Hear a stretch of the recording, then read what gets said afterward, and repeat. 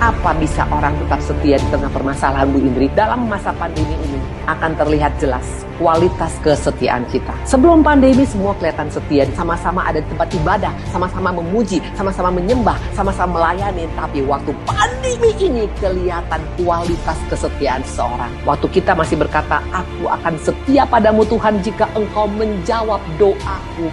Aku akan setia padamu Tuhan jika engkau pulihkan hidupku. Aku akan setia padamu Tuhan jika engkau menyembuhkan sakitku. Aku akan setia padamu Tuhan jika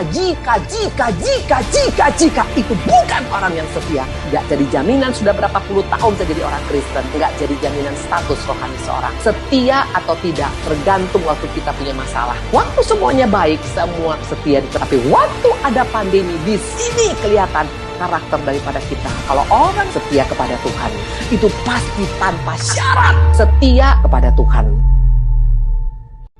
Udah kepepet baru cari Tuhan, udah usaha gagal baru menjerit sama Tuhan, udah rumah tangga hancur baru cari Tuhan, udah ekonomi bermasalah baru cari Tuhan. Waktu kita punya masalah baru kita cari lampu emergency. Mana buktinya? Lalu mengamuklah taufan yang sangat dahsyat dan ombak menyembur masuk ke dalam perahu sehingga perahu itu mulai penuh dengan air. Pada waktu itu Yesus sedang tidur di buritan sebuah tilam. Maka murid-murid membangunkan dia dan berkata, "Guru, engkau tidak peduli kalau kita binasa." Bayangkan, kok bisa Tuhan sampai tertidur? Karena selama dalam keadaan semuanya oke-oke, Tuhan gak pernah dilibatkan. Seringkali kita menganggap saya usahanya bagus kok, semuanya berjalan bagus, gak pernah melibatkan Tuhan lagi, gak pernah tanya sama Tuhan, gak pernah minta peneguhan daripada Tuhan. Makanya Tuhan sampai tertidur, gak pernah diajak bicara, gak pernah diajak komunikasi, gak pernah ditanya minta pendapat, karena merasa sudah pintar, sudah pengalaman seperti murid-murid. Mereka menganggap mereka adalah nelayan-nelayan handal, mereka gak perlu Tuhan Yesus, sampai Tuhan tidur. Seringkali kita jadikan Tuhan lampu emergency. Banyak orang Kristen, khususnya pada saat-saat seperti ini, kita sudah menghadapi pandemi hampir 2 tahun. Orang mulai bukan lagi memuji Tuhan, bukan lagi memuliakan, tapi mulai mengutuki Tuhan. Seperti siapa? Istri Ayub. Sementara Daud tidak tergantung sikon. Apapun keberadaannya, dalam keadaan masalah dia tetap memuji Tuhan. Dan juga dalam promosi dia tidak lupa memuji Tuhan. Bersyukurlah kepada Tuhan, sebab ia baik, bahwasanya untuk selama-lamanya kasih setianya. Ini yang Tuhan inginkan dari setiap kita. Daud ini adalah pribadi yang luar biasa. Di atas rata-rata. Daud memilih, Daud memutuskan, apapun keberadaanku Tuhan, aku tetap memuliakan Engkau. Tidak main-main. Dia tetap mengatakan bersyukurlah kepada Tuhan. Dia ajak orang untuk bersyukur.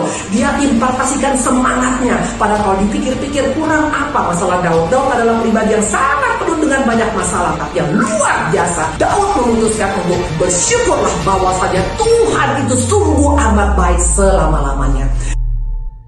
Hidup adalah kesempatan. Jangan sampai kita tidak melihat peluang. Waktu Tuhan berikan kita kesempatan, ambil kesempatan itu. Karena kesempatan belum tentu ada 2 kali. Cara Tuhan memberkati seseorang itu berbeda-beda. Allah kita sangat kreatif. Pergumulan kita bisa dipakai untuk kita mendapatkan kesempatan emas. Waktu engkau menolak kesempatan itu dengan menolak masalah dalam hidup ini, kita kehilangan kesempatan itu. Ingat Yusuf, melalui masalahnya dia mendapatkan kesempatan emas. Harus masuk ke sumur tua, harus dijual sebagai budak, harus dikhianati, bahkan dilupakan. Di sana peperangan dia memerangi dirinya sendiri untuk tidak marah kepada Tuhan. Dan apa yang terjadi? Dia akhirnya menang, menjadi orang kedua daripada Mesir. Orang seringkali menganggap kesempatan itu harus selalu enak dari awal sampai akhir. No, ada kalanya harus mengalami proses peperangan dulu, tapi ujungnya kita akan menang. Kesempatan itu melalui masalah kita. Makanya waktu engkau datang masalah, jangan marah dengan masalah. Itu kesempatan saya untuk membuktikan Yesusku luar biasa. Itu kesempatan.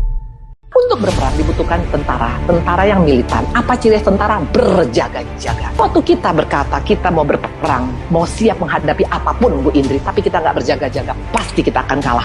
Apa yang harus kita jaga? Ada 3 hal. Pertama, pikiran kita. Karena iblis selalu bermain di pikiran. Peperangan kita melawan pikiran kita. Ada nanti pikiran tuh kan, Tuhan nggak urus kamu. Mana buktinya Tuhanmu sayang sama engkau? Buktinya engkau sakit. Buktinya ada yang meninggal. Intinya iblis akan main di pikiran. Kalau kita tidak berjaga-jaga, kita bisa terbawa oleh pikiran daripada si jahat. Kedua, hati.